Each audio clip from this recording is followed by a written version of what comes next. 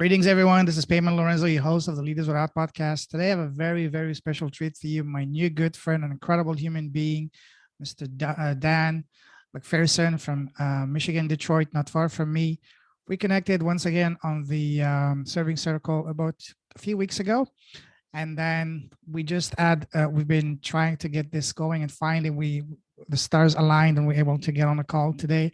We've been talking for the past 45 minutes, incredible conversation with a beautiful heart, amazing mission. He's got so many things to share that we can do an entire season just on him and everything he's gone through.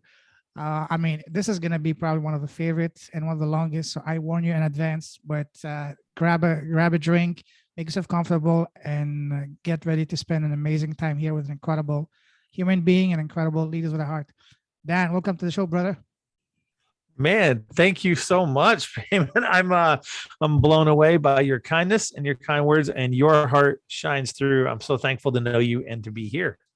Very welcome. Pleasure all mine. I could, for the introduction, I thought about it. I didn't want to do the typical that the summary of what's on the website, because it's so much more than that, and I don't want to, kill it or miss anything. So I will let that for you. So tell us, for people that don't know you, who's Dan?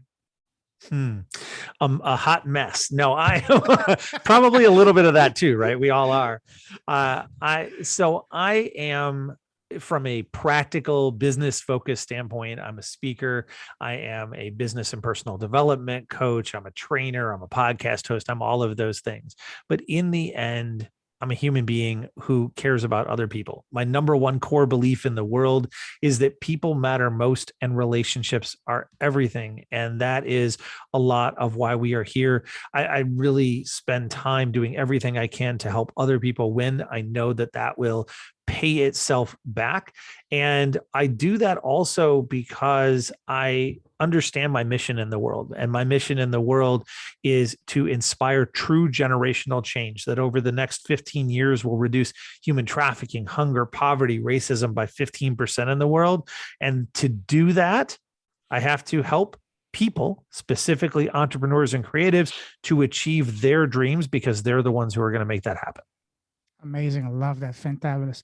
So we're gonna unpack all of that in a moment. But first, what I like to have in on my podcast is to have a heart-to-heart conversation to get to know you as a person. So tell us, Dan, what makes you happy? What makes me happy? A lot of things, and that hasn't always been true.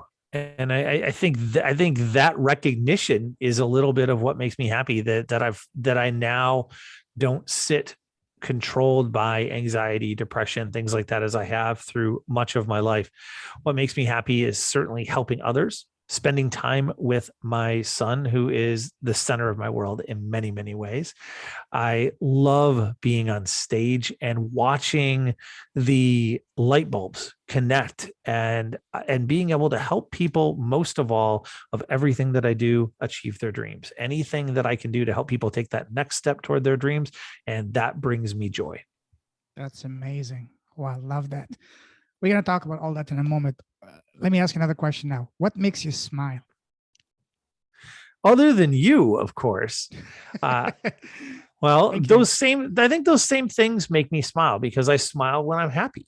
And when I feel joy, I find myself smiling. And I also, I smile when I hear humor, right? I have a quirky sense of humor. I live in the geek world, so I smile at a lot of different things in sci-fi and fantasy and all of that. But when I'm enjoying myself, when I'm relaxing, martial arts makes me smile when I have an opportunity to step into and be there. But once again, the thing that makes me smile is seeing other people do the things that they dream of, that they maybe didn't even know they had that dream, or that they didn't believe that they could do. And as they step through it, boom, my smile is going to light up, because I see their world changing and the light dawning before them, because there's always light through the darkness, and dreams are always real. Amen. Love that. Now, what makes you sad and angry? Seeing people treated poorly. Seeing it hurts me. I get very emotional when I see people being treated poorly, either by being dismissed or diminished. One of the things that makes me the most sad is hearing people diminish themselves. And I've spent a lot of my life doing that to myself. So I understand what that does, the damage it does inside. But if I'm speaking to a client and hear them say, wow, I don't know why you'd think I could do that or anything like that, when they just start taking away from their own value or they feel that they aren't valid or valuable, it breaks my heart to see that. It breaks my heart to see people suffering.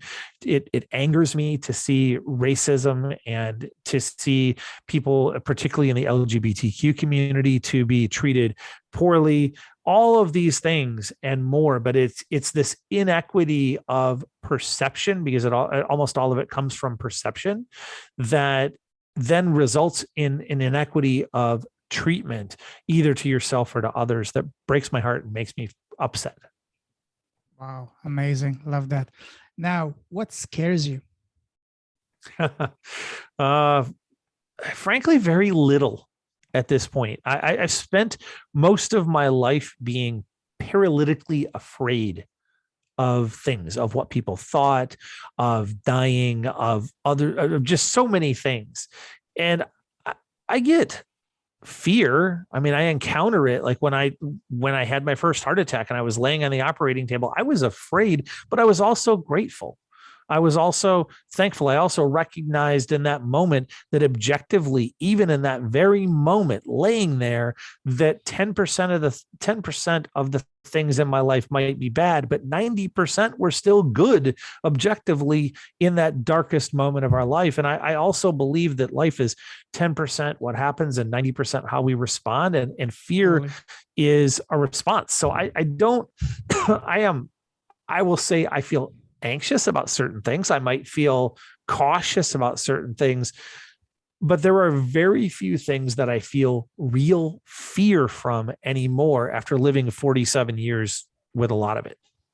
Absolutely. And we're going to talk about your multiple heart attacks in a moment, but would you say that because you've gone through and survived multiple heart attacks, that now nothing pretty much phases you, that you've seen it all and say, okay, whatever, it's just going to be a piece of cake?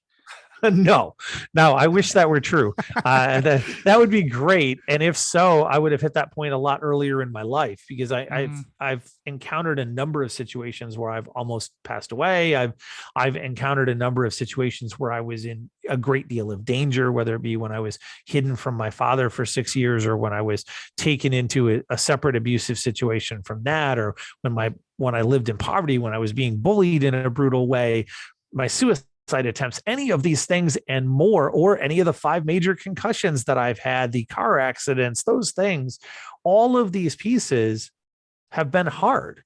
And if I can imagine, if I were to sit here and say, oh yeah, I've got this and none of it's going to be hard, that the second I was done with this interview, something would happen that would challenge that. And I think that we are always going forward in life. And so what I like to say is that I learn from what I've been through, and I've encountered growth, and I will learn from what I'm going through today, tomorrow, and beyond. And do I have more tools am I more equipped?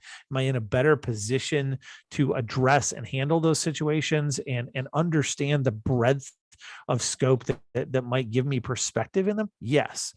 Do I think it's no problem? Not at all. Wow, amazing. So much to cover, but I'm gonna fly through to the next because I really want to get this over and really get into what we really want to talk about, which is all the things you've gone through. So tell us, what is your personal superpower? I like to say that the number one gift I have in the world is synthesis. It is the ability to see from 100 places, take a little piece from each one, and make something, no matter how good they were, make something better than any of them. And that is a lot of how I help my clients. It's a lot of how I've been able to learn and grow. And right behind that, I would say, is the ability to take and teach those things teach and train those ways, and share those things in ways that are easily understood, that make sense, that make people go, oh yeah, that makes sense. I got that. And that combination, I feel like is probably my greatest superpower. Although really it's in the end, I don't know that it's so super so much as very practical and helpful. Wow. Fantastic. Now, let me take you now on a trip because I know you love traveling. I want to take you on a trip down memory lane. Remember when we were kids growing up, everybody asked us, parents, teachers, relatives, Dan, what do you want to become when you grow up? What was your answer back then as a kid? Well, I better be able to answer this since it's the question I start my own podcast with. Okay. Well, when I was very, very little, I had the same dreams as others, right? Like, let me be an astronaut. Although really what I wanted to be is like Mhm. a captain. And I wanted to be a captain in like some advanced space civilization, right? I Mhm. wanted to be like 500 years in the future and be really there. After that, and for a lot of my life, I wanted to be an attorney. And I specifically a trial attorney, as we discovered, because later on, when I had the opportunity to go to law school, I thankfully, for one of the few times in my life, paused, breathed, and asked, do I really want that? And recognized I don't want to do the backroom work. I only wanted to do the cool trial law so I can get out there and argue and present things. Yeah, I was the same. We have that in common as well. I wanted to become that as well, a lawyer for a long time, but fate had different things in store for me, you know? So, so now staying back to when you were a kid, what was your favorite subject in school? It depends on what age I was. When I was in high school, it was debate. I Mm, loved debate, and not. I mean, yes, at that point, it probably related to my ego and my ability to argue, and all of that played in. But it was also, I even looking back now, I would say it was one of the two things in my formative years that taught me and affected how I think today. It allowed mm, me to create coherent, concise thoughts. It allowed me to respond in an appropriate way, to not miss things, to be persuasive, all of the things that come with that. It was also, since I'm not exactly, or haven't through most of my life exactly been the most athletic guy in the world, it allowed me to do something that was a team sport in a sense, although it was more of a verbal sport, so to speak, but it allowed me to contribute to a team. And that's part of where I discovered that helping and being part of a team mattered to me. mhm. So since you were, you loved debating and all that, have you ever considered getting maybe into politics? Oh, the pain, the pain.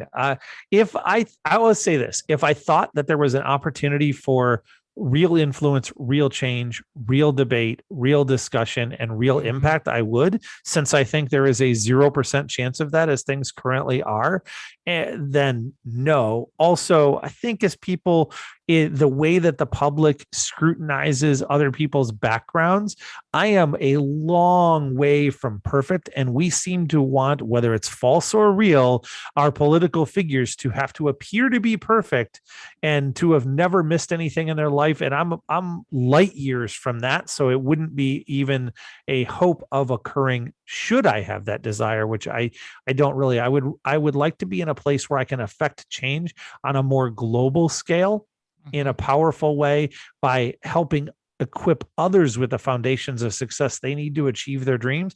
That's the mission I'm called for. Wow, amazing. Love that. And now, when you were, one more question about school when you were a kid. What was your least favorite subject? The subject you could not stand? Jim. Man, I'm telling you, Ah, especially at that point in time where I was a little wisp of nothing and everything was just, it was a time for bullying. It was a time for pain. It was a time for being all the things I was horribly bad at. And man, I had to be in shorts and a t-shirt, which at that point in time, no, like, oh, it was, oh no, I did not deal well with Jim. not even hockey? No, I mean, I was adequate at floor hockey, which in the Okay. US is not as big of a deal, of course. I liked it when we played with the parachute. like I'm like, oh, I can do that. I can sit here and do that. But at that point, even though later on I liked basketball quite a lot, even when we Mhm. played basketball or God forbid, dodgeball, or something like that, it was terrible. I was okay at a couple of like baseball type things until I threw out my arm because I could pitch, but I couldn't catch. Don't hit anything to me. I couldn't bat. Oh, don't let me do that. No, I was miserable, and I hadn't yet encountered martial arts, so I hadn't found the athletic thing that I loved, or I really loved basketball. I was just never very good at it. How did you get into martial arts? I got into it because of my son. Okay. I'd always been fascinated with it from a distance. I'd watch martial art movies. I had a lot of friends who did martial arts, but it wasn't until I was almost 40 that I got into martial arts because my son, who is autistic, was struggling in school. And my son is my world. Love that kid. Oh my gosh, he's 18 now. And when he was Wow. 10, he was having a bunch of aggressive incidents a day at school, not because he was a bad kid, but frustration related to all of the autistic challenges and schools not dealing well with it. And it was recommended to me by a friend that we try martial arts. And I've discovered since then that martial arts, music, and art are the three most likely things that will calm someone on the spectrum. And so I've started to look into it. One of our friends was going to a karate school, a taekwondo school here in town. And so I took Bryce and I said, "Hey, cool, let's start." And he said, "Yeah, let's try." He went the first couple classes, he really liked it. 2 weeks in, he had went from 8 aggressive incidents a day to 0 in Amazing. two weeks, which is a lightning fast change. And he said, "I want to keep doing this and I want you to do it with me." And I'm like, I'm Bingo. 40. I'm 40. And then I started doing it. And crazy enough, we made a commitment that we would get our black belts together without ever having missed a class. And you had to go twice a week. Now, the complication was I was traveling 100 nights a year. Never did we miss a class in 5 years. We went more than Wow. 5 years. We went twice a week. We even came back from Hawaii a day early to make sure we could get our 2 classes. And we got our black belts, and then we went on and got our second degree before during the pandemic we paused. But one of my proudest moments in my life is standing there with our arms raised, with my, and I get emotional even talking about this, with my fingertips touching my son's fingertips as we had our black belts tied around us after the first 4 years. And man, that's a moment I will cherish for the rest of my life. Absolutely. Wow. What an achievement. And the fact that you kept at it despite all your busy schedule, that's amazing. Oh, Especially doing we it did with that. We someone. did jujitsu too. Whoa. That's fantastic. Especially doing it. Not only it's one thing to do it in the discipline, but doing it with someone you really love and care, your son, and seeing the transformation in him. Oh, That's wow. That's the most it's amazing thing. incredible. Oh yeah. Oh, it was Wow. unbelievable to see the transformation in his life, and honestly, the transformation in mine. I was maybe more surprised by how much I took away from Mhm. becoming a martial artist. And I identify as a martial artist now. I've done it for 8 years, and I love it, and I connect with it. And I have a lot of friends who are martial artists and martial arts teachers. But the impact in my life, the focus, the clarity, don't get me wrong, I love being able to defend myself. Like that's fantastic. I Sure. think everybody should be able to, but Mhm. the things beyond the physical that came from it, as a 40-year-old guy who teaches leadership, were pretty incredible. Oh, absolutely. I mean, you have to preach what you say. I mean, and that's a perfect way to do it. Is actually being able to, and that opens so many other, avenues for you. You can teach not only just leadership in theory, but also in practice, and teach also, masculinity and all the things that you need to be as a real man. So that's amazing. Wow. And to defend yourself, especially in these days and age, that's something that everybody needs. Doesn't matter whether you're a man or woman, you need to know to be able to not only defend yourself, but also, as you said, all this mental benefit to be able to focus and all that. That's priceless. Absolutely. Yeah, it really is. It transformed our lives in a powerful way. And I will say that one of the benefits from it, naturally, my son is in the LGBTQ space. My son is autistic, and there's a lot of targets for bullying there. And it Sure. allowed him to be in a space where the bullying, there was still some, but it was very, very different than I Oh believe it yeah. would have been. Not because he Absolutely. had to do anything, but because when you carry yourself differently, and he just wasn't a target in the same way. Yeah, the confidence you get from that is absolutely phenomenal. Absolutely, not only confidence, but also the network you create, the camaraderie, and all that. Because for me, I have a belief that the two best schools of in life are traveling and sports, because you learn things that are absolutely invaluable when you travel and when you do sports. Some of the biggest life lessons, like teamwork, never giving up, going over and beyond what you can do. That's the thing that sure, we learn that in school and family and all that, but when you really learn it and practice it is actually when you're actually doing sports, especially in a team environment with other. That's where you actually learn it. And when you travel, your perspective is widened so much. Totally. I was shocked at how much my perspective completely broadened as I began to travel. And the scary part for me was I didn't realize it had been narrow before that. Totally. And Absolutely. I wish everybody would take a month and just go to 4 other random countries in the world and then come back home. I virtually guarantee that nearly every one of them would have a very different perspective than when they left. Absolutely. As long as they don't limit their experience of traveling to a resort and just being in a tourist bubble. When I travel, I want to stay away from it. You mean America? As long as they don't go to the foreign America, right? As long as they actually go and be present with the people. Yes. Yeah.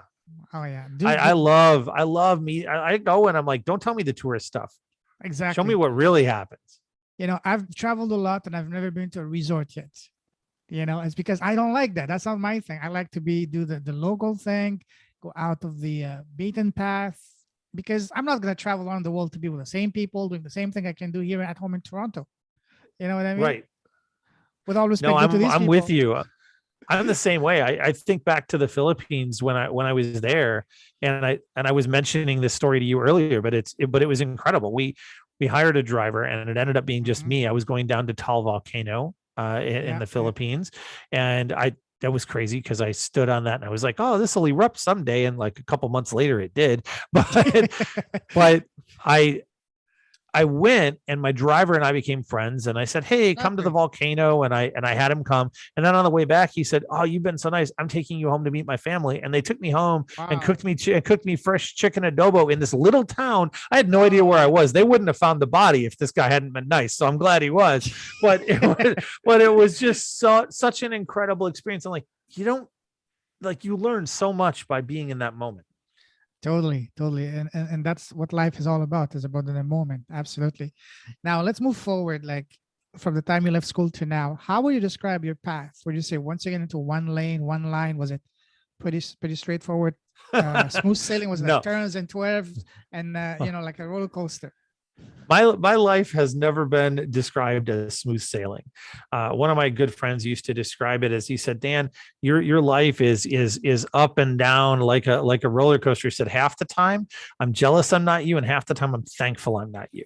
And that has been a pretty accurate description of a lot of my life. And there were parallels, right? There's this physical life, meaning I went through the things that you do. I went through college. I then went into straight commission sales and became an incredibly good straight commission salesperson, selling very different than anyone else you've ever met. Then I said, oh, I'm not helping enough people. And I trained people to sell, and I trained hundreds of people to make 6 figures selling. And then I said, no, I'm not helping enough people. And then I went into retail, and I became a district manager, a regional director, ended up leading a couple $100 million in business, a couple thousand people, but never feeling fulfilled, never feeling like I was fulfilling the promise that I was meant to in the world. And that's what ended up leading me to my company is they offered me my third promotion in 5 years. And I said, what would it look like if I declined? I walked away, stepped off the cliff, and started from nothing. Now that's the physical journey, but there's the emotional journey as well, where all of this starts at 16 with my first suicide attempt. And I come out of that as an inflection point in my life and learn 2 things. I learn, one, that your environment may have influence, but that your choices are what really create change. And I learned that I was meant to do something that mattered. I was meant to help a lot of people, even if I could have used a roadmap at that time, frankly. And I went through a lot of mental and emotional turmoil over the next 30 years, and I struggled with anxiety and depression. And so I went very up and down and very all over the place. And this was before that was accepted, before there were resources. I didn't know I was struggling with anxiety and depression. I just knew I was sad or upset or felt broken or reacted extremely strong to different people. That parallel journey has made for quite the roller coaster. Oh, absolutely. And actually, when a life is more like a roller coaster, it's much more fun, much more enlightening. You learn so much more out of it, you know. You do learn more. I'll give you that. It's not, I don't know if I would always apply fun as the word to it, but a lot of times it Yeah, is. I Yes. agree. Especially not in the heat of the moment, but when you look back at it, you know, a few months, a few years after that, you say, "Oh, that was quite a journey." Yes. So now you mentioned something powerful. You said you had your first heart attack when you were young. So how many heart attacks have you had so far? Technically just two, although I Okay. have a heart condition and you could argue that I've had four. But by Okay. medical definition, officially, I've had two. So tell us about what caused them. When did they happen? The first one. So the first one was last July in the middle of the pandemic, because of course that's when you really wanted to have your first heart attack. That's the best thing to do. Yeah. Very relevant. I was 46 years old. And I say it'll become obvious why it's relevant in a moment. So what happened is I'd been feeling some pain, but I mean, I've had pain of different sorts and chronic pain in different areas, my back, my neck. I've had 5 major concussions. I threw a bowling ball into my head and almost died. I mean, I've had all this crazy stuff. So I had some chest pain, and I was like, this hurts. And then 2 days before the heart attack, I had really bad pain that was very different. I went to walk downstairs. It was much higher in my chest. It was burning. It went down my arm. You know, all the classic descriptions you get of heart attack. And I sat down. I was like, this isn't good. And I was like, maybe I won't go for that walk I was just going to head out on. And I sat down, and I was getting ready to call the hospital, but like in a couple minutes, it got better. And I'm like, all right, you know, like most people, I'm like, it got better. Maybe I'm just overreacting, whatever. And it felt pretty fine. So I went about my day a little carefully, but I went about it. The next day, I went to a martial arts practice that was outside that was pretty aggressive.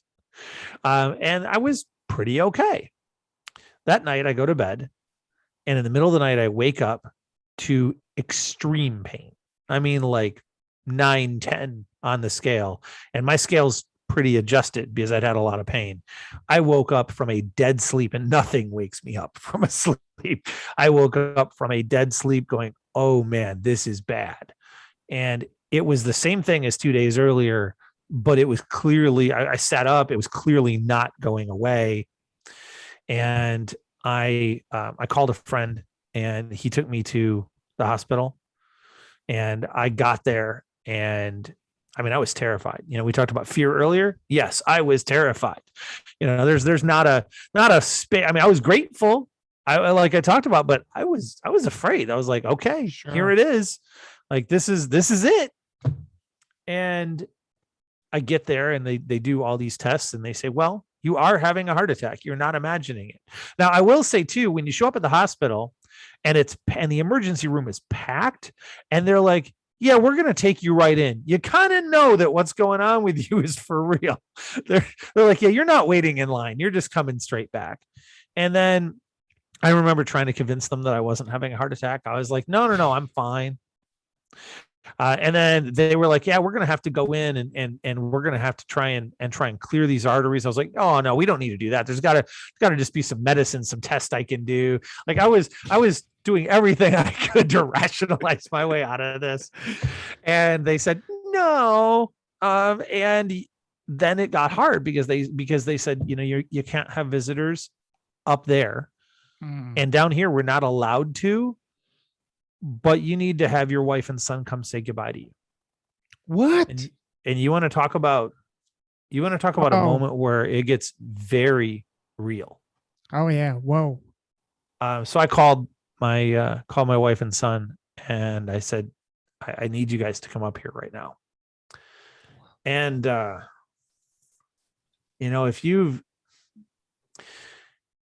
never had an opportunity to have to say what you believe are going to very possibly be the last words you ever say to your child. Wow. I hope you haven't, but if you haven't, I can tell you it's a hard experience. And so they came up Absolutely. and they came in and he and I, I said the things to him that I needed to say, and we hugged and we cried and we went on our way, and they went on their way because they couldn't stay. Sure. And that was part of it too, that made extra by COVID. And I feel my heart just breaks for all the people who are in the hospital who are dealing with everything with nobody there, because I know how that feels. I was there. Sure. And they wheeled me down, and then they actually have you sign a paper saying you could die. And say, like, every time you go into the operating room, they're like, yeah, here it is. And the chances are good you're going to be okay at this point because you've survived a lot of the hard part, but we need you to sign this saying, you can die. Whoa. And, the real is pretty real.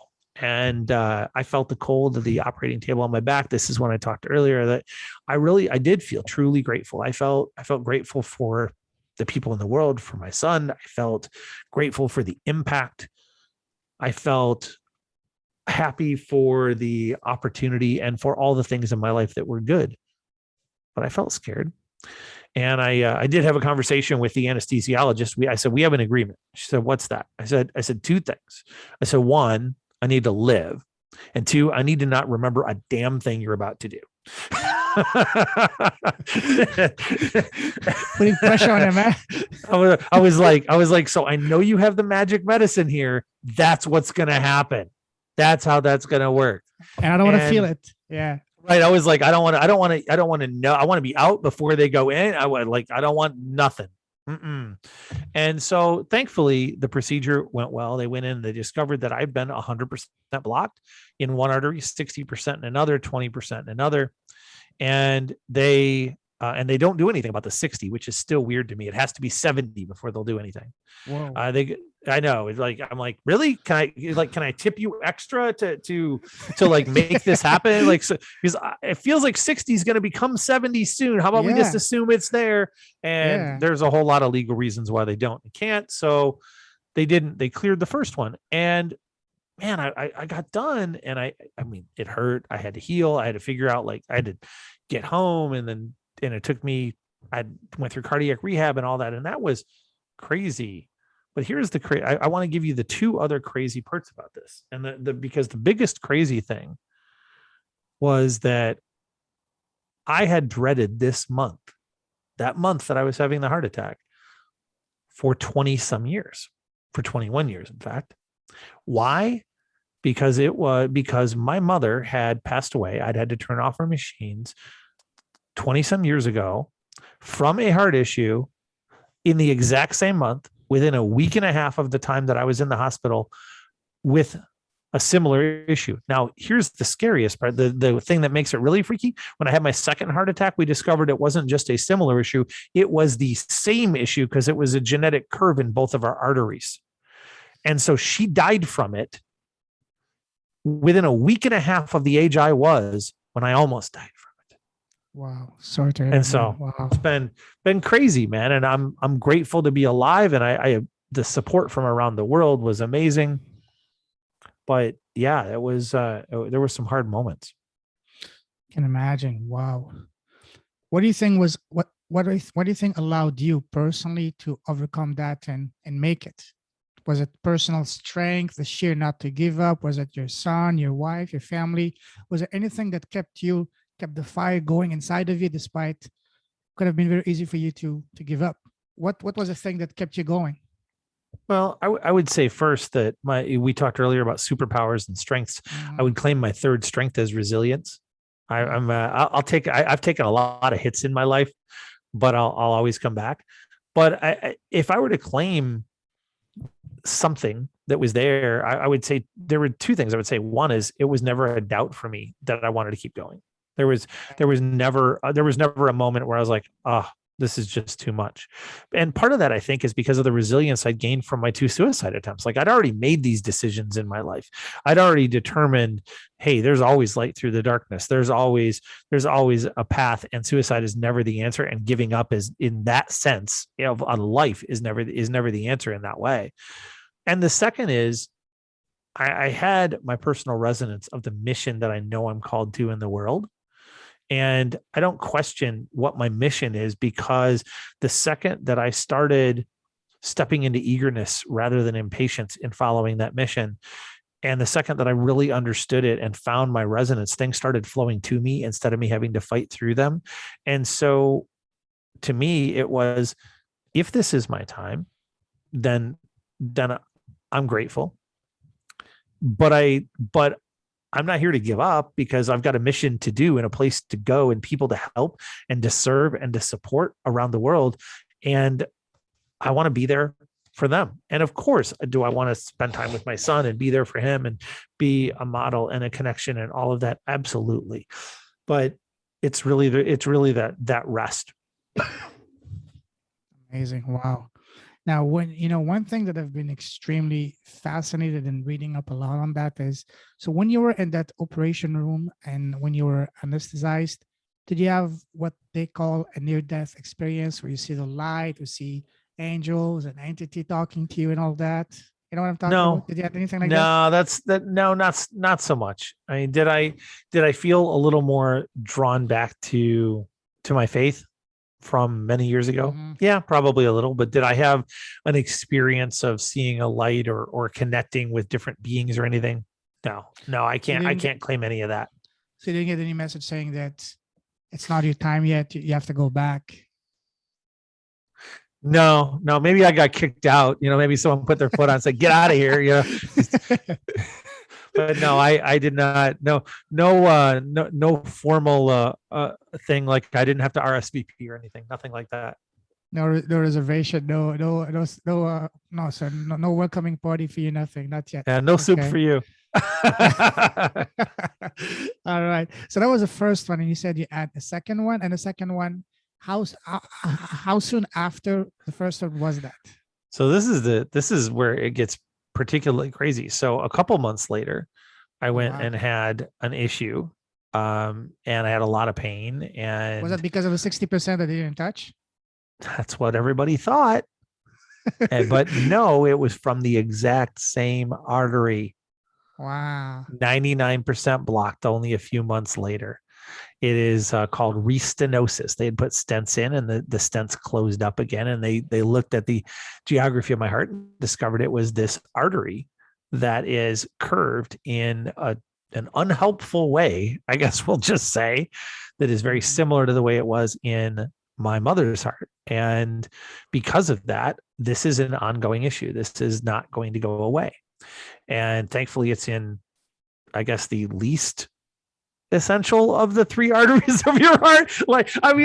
It's like, it feels like they're all pretty important. And I can tell you from living with it, they all feel pretty important. But wow. I discovered that I would have angina, pain in my heart on an ongoing basis. I discovered that my artery would continue to clog, and the only solution for it is a major, very life-threatening surgery that they don't want to do because I'm younger than they would like to do it for. And also it's a several month recovery process. It's $1 million plus. I mean, it's all of these things.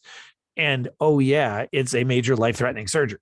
So the question then has been, how do we find the right medicines? How do we find a way to manage the pain? But it's also been me accepting certain things that, like, I have different capabilities than I had a year and a half ago from a physical standpoint, and going through the balance of medicines and figuring that out. And it's been quite a journey. But the second heart attack, and I've actually had 4 hospital stays and 3 heart procedures in an 8-month period. Wow. And it's just like you get to the spot where it feels relentless. Well, then they also thought they discovered cancer. We've had 2 cancer tests that are thankfully negative. They discovered a thyroid issue. They discovered a liver issue. And it's like, good grief. And I guess the good thing about all of this is it gives me one heck of a story. If I'm going to stand here and say there's always light through the darkness, I guess I might as well be one of the strong living examples of that. Wow. What a journey. That's crazy. Wow. Now, okay, so you said you've been having a few heart attacks, and also you talked about suicide attempts. Let's talk about that. When was the first one that you had a The first one, and this is talking about this is a passion of mine for two reasons, and I'll give you the answer to your question, but I want to give a little bit of framework. I have lost more than 130 people that I know to suicide. And I've attempted twice. I never will again. It is by far the biggest pandemic in the world, period. Flat out, more than anything else. And even in my podcast, after I had a bunch of guests on, I realized that, wow, a lot of them are talking about suicide and their attempts. And so I sent out an email to 300 of my entrepreneurial friends. These are entrepreneurs that I know. I asked them 2 questions. Question number 1, do you struggle with anxiety and depression? 80% said yes. It's actually, I should say 70%, to be fair, said yes.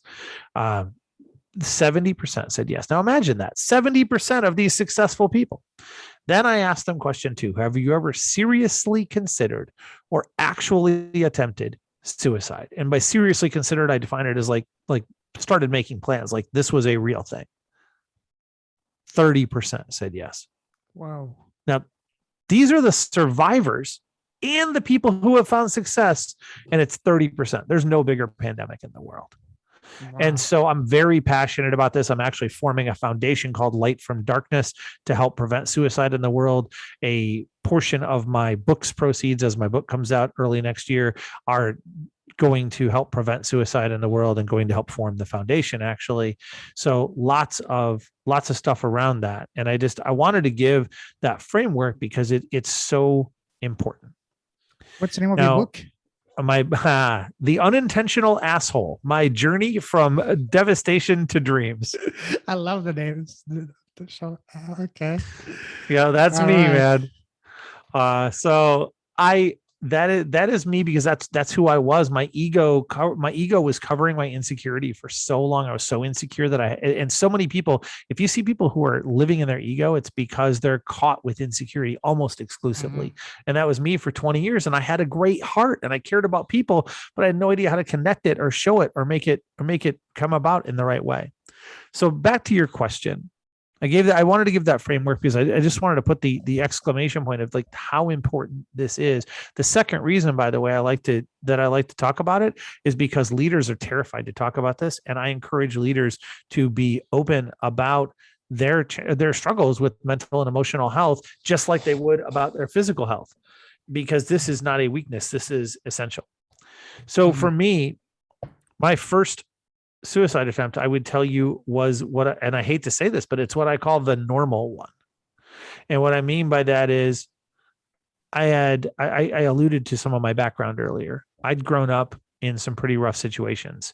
When I was 2, I was hidden from my father. I was taken away from my father for 6 years by my mother. She tried to take me to a good situation. Unfortunately, the situation she took me to was pretty abusive. Then that gentleman, his name was Ed, he came home one night and he was drunk and he said, hey, I'm leaving. I'll be back in 2 hours. If you're here when I get back, I'll kill you.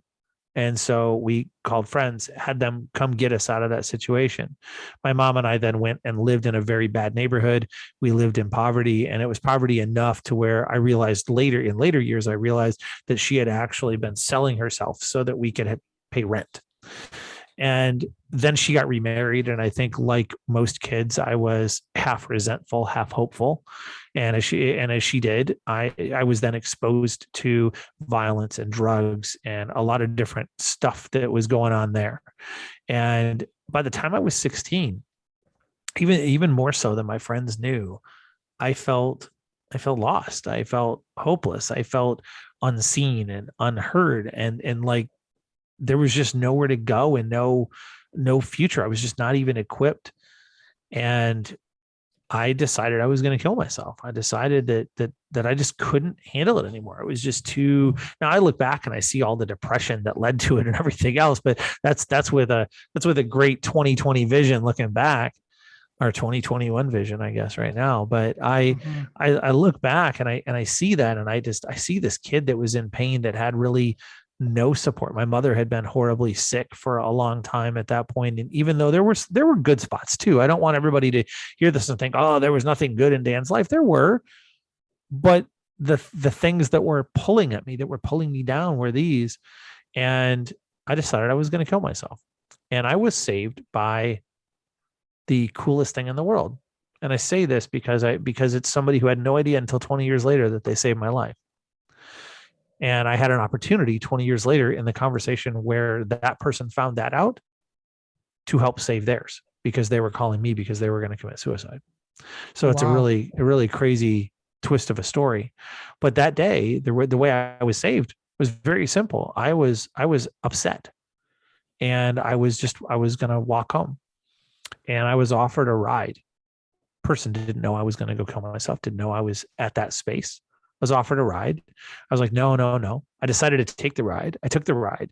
And then instead of just taking me home where I still would have gone and done the same thing, the person sat and talked with me for a couple hours, having no idea that how deep my struggle was, knowing that I was upset, but just demonstrating care in my life. And this was a person who I liked and appreciated. I wasn't amazingly close to, but I cared about. And we just had an important conversation that was never about the thing, but that got me past the thing. And it's the support in those moments. It's the reaching out when you don't know the impact it's going to have, and with no ulterior motives, that saved my life and changes so many. Amazing. How are you planning to commit suicide? In what way? So that time, that time I actually had debated three different ways. I was like, foolproof, right? Like and we live near a train. I could step in front of a train. There were a lot of pills. So my mom took a lot of pills, right? And so I think, like a lot of kids, I was looking for the easy everything, right? And I was like, they won't care, it won't matter, I mean. And I don't say that flippantly as in to be funny. I say that because that's what goes through a teenager's mind in many cases. I was caught. I mean, man, I was flooded with emotion all day, every day, and Mhm. I had no filter or funnel for it, and I certainly didn't have outlets that were healthy. And I had people that I did have some friends who clearly cared about me, but it was just it was a it was tough. But I was just looking for a way, like, how can I be done? I was never going to be the razor blade kid because I couldn't deal with the pain. Like, I wanted something that would, at that point, I wanted something that, like, that wouldn't hurt, that I didn't, I wasn't the kid with the rope, like that wasn't me. I needed something that was easy and fast. I understand. Wow. Now, you mentioned that that person saved your life. Are they aware that that conversation was one of the things that saved your life? Well, Did you as I tell them? mentioned, 20 years. So I didn't speak to this person for 20 years. Wow. And I mean, we talked, it wasn't from that day. It was from Mhm. when we graduated high school. I didn't speak to that person for 20 years. And I had made a commitment to them, unbeknownst to them as to why, but that I've made to just a few people on the planet, that said, you call me and no matter what, I will be there. And I'm very careful with that, Mhm. because I don't mean Sure. no matter what if it's convenient. I mean, no matter what. Mhm. And 20 years later, without having spoken to them, they reached out and we had a conversation, and they were struggling, and that person was going to commit suicide. Oh And no. we had a conversation in which I shared that they had saved my life. And then I drove to them, despite having a presentation for $100 million the next morning. I drove to them and stayed up all night talking to them, and had an opportunity. I was so honored to have an opportunity to be there for them when they'd been there for me, and they hadn't even known it. And yeah, so Wow. they did. So they found out, but they didn't know at the time. Fantastic. Wow. In fact, nobody knew at the time. I didn't tell anybody about that until many years later. So you had no social support group to help you cope with that, and I had some friends, but not to cope with that. No, because Mhm. and you also have to understand now people might talk about it a little bit because it's out there with social media and everything. Yeah, back then, especially as a But teen, it's 30 years difficult. ago, Yeah, yeah, especially as a you know, teen. 30, 32 years ago, no. I mean, in fact, people would be like, what are you talking about? Oh man, if I'd told my family, I can only imagine the conversations that would have been unpleasant and would have and would have come out of that. I can imagine because especially as a teen, we're supposed to be tough and all that. Everybody would have told you because I know that would have happened to me. Stop being a wussy and all Yeah, that. that's And right. Don't be a wussy, man. You gotta yeah, stand up and do it. Be a man. You know, right? exactly. Yeah, And yeah. Oh apparently, yeah. men don't have feeling struggles or emotional or psychological needs at all. I mean, Hmm. that's it. That and we've branded it now toxic masculinity, and I think it is. Yeah. Hmm. It that we talked earlier about what upsets me. Things like that Yes. upset me Yes. when people are like, "Oh, just buck up," Be a and man. Yeah. Yeah. I know. breaking my heart. I look back and I see where I would have said some of those things early on because I didn't know it's how I was raised, it's how I was trained, and Hmm. now I do everything I can to show people and say, your authentic self, you are valid and valuable, you matter, you make a difference, and you don't have to be what anybody else thinks is right for you or whatever they want for you. Be you and find a way to be you. Now do things in a safe and appropriate manner. Please be conscious of that. Don't put yourself in danger, and particularly in unnecessary danger. But I also think that we should feel open to be us. Totally. So and then after that, you said you had a second suicide attempt. Yeah, so that was quite a bit later. That was 12 years ago now. So 12 years ago, I had this is the so before was like the planned, like the teenage thing that you hear about so often, Hmm. and which breaks my heart. I mean, you think of kids killing themselves. I mean, the first time I ever lost somebody in my life that to suicide, it was when I was in middle school, and one of my classmates took his life, in a Wow. burning barrel of all things. And now being out here now, just a few weeks ago, a 9-year-old took his life in Oh in our no. in our town. I mean, how could you even at 9 be to that point, right? But but the second attempt was very different. This Hmm. was I had gone through. Now I look and I can tell you that and I really like to talk about this because there's an inciting incident Hmm. that kind of caused the explosion of it happening. And for a long time, I thought, oh, that was the thing. And I'll mention that in a moment. But what is true in virtually all of these cases is that we're cooking on this stuff for a long time.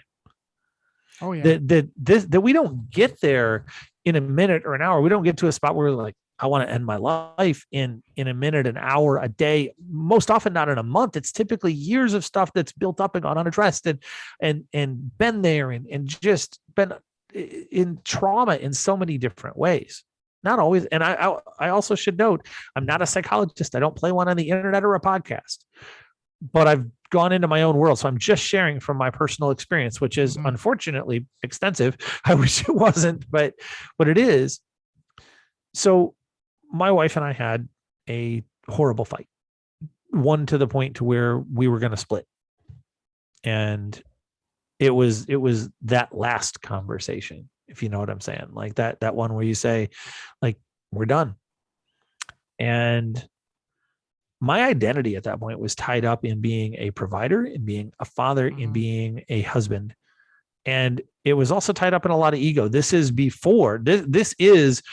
point is the transition point of my book, right? The unintentional asshole lived up until this day in this moment, and the next day the unintentional asshole no longer existed. And we had this fight, and it was brutal, as so many marital fights Oh yeah. are, right? Yeah. And I was broken. I mean, I was utterly broken. And I talked earlier about taking the pause. No, there was no pause. I was all in. I was in all emotion. And all I could see was, well, if I can't be here to be a father and a husband, then the least that I can do, the most generous thing that I can do, is leave them with my $1 million life insurance policy, which has no exclusion for suicide. Wow.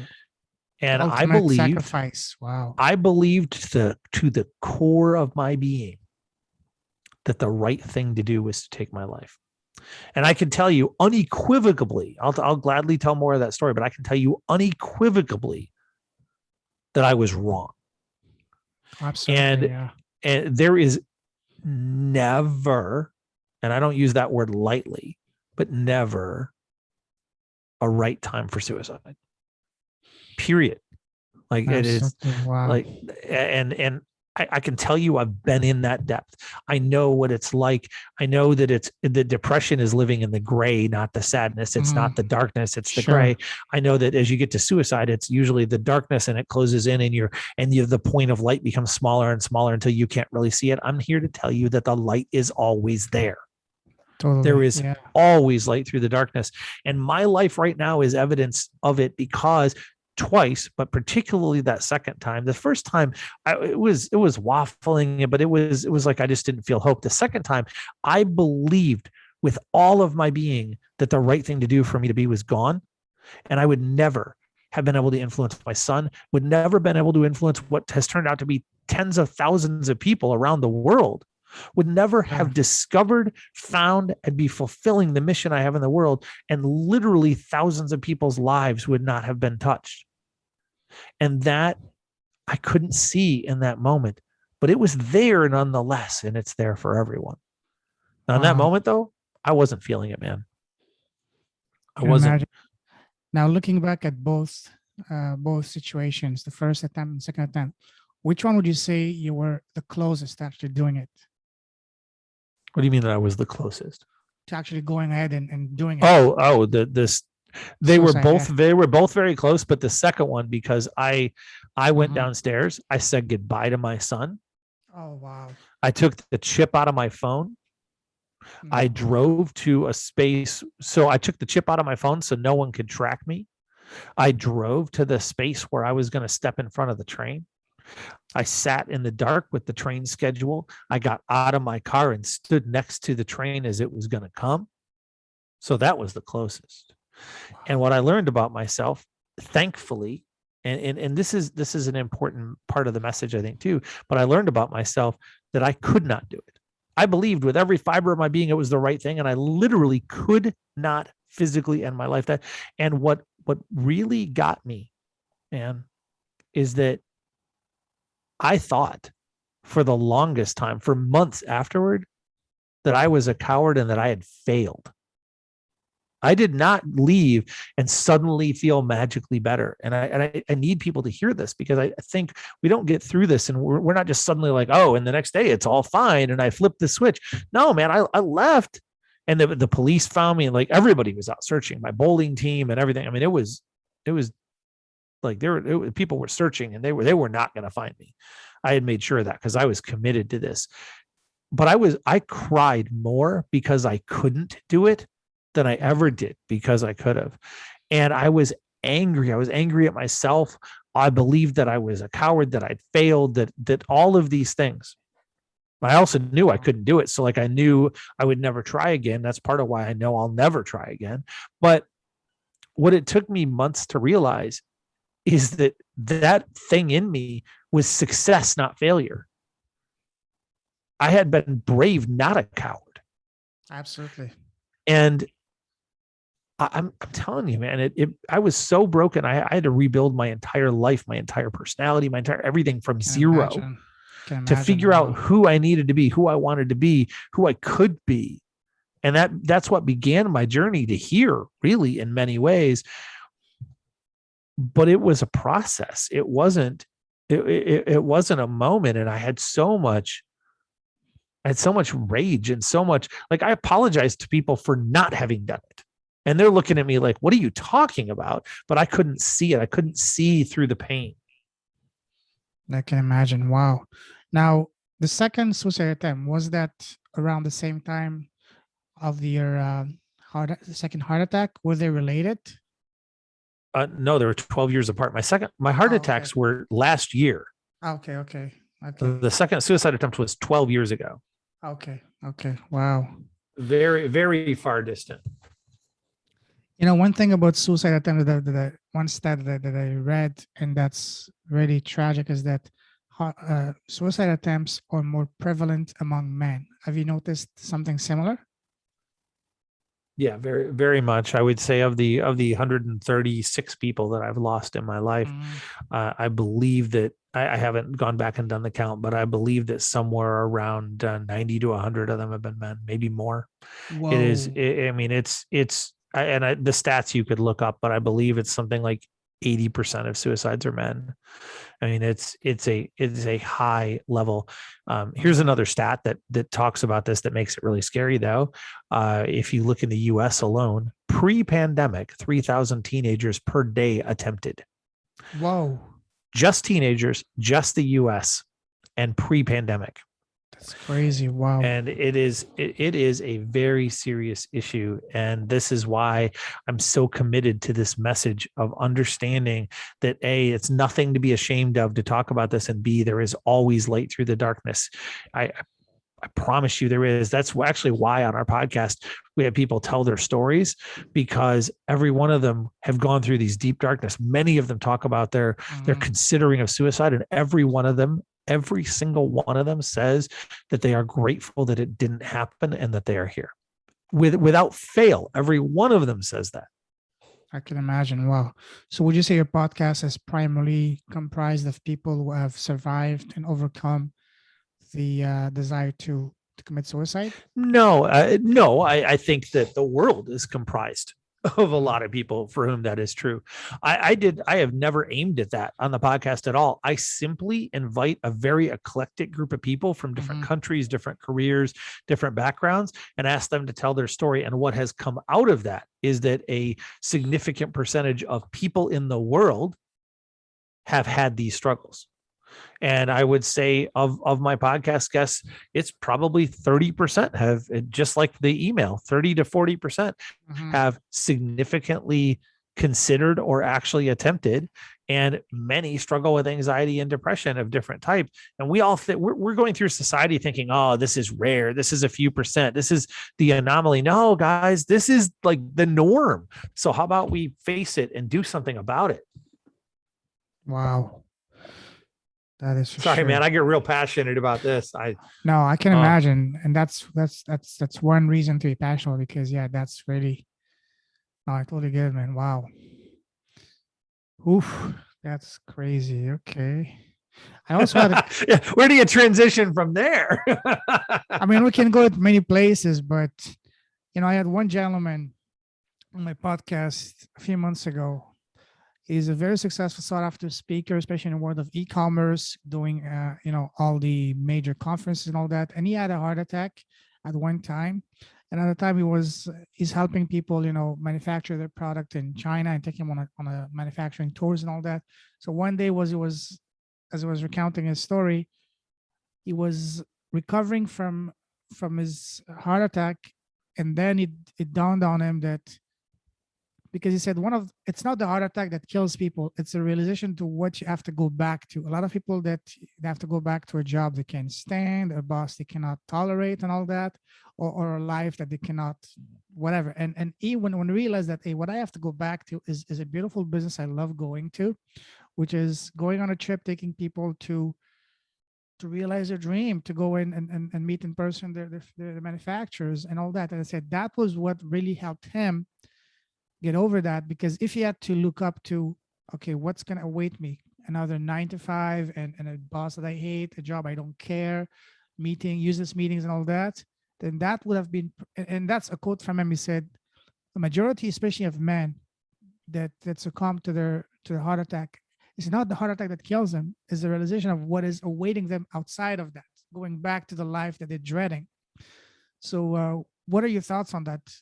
Did you have anything similar, not only personally but also to people that you talk to, that it's one thing to go through the heart attack and recover from that, but then when you reflect on it, when you're recovering, what are you going back to? And that's, for some people, that can be what's really gonna finish them off.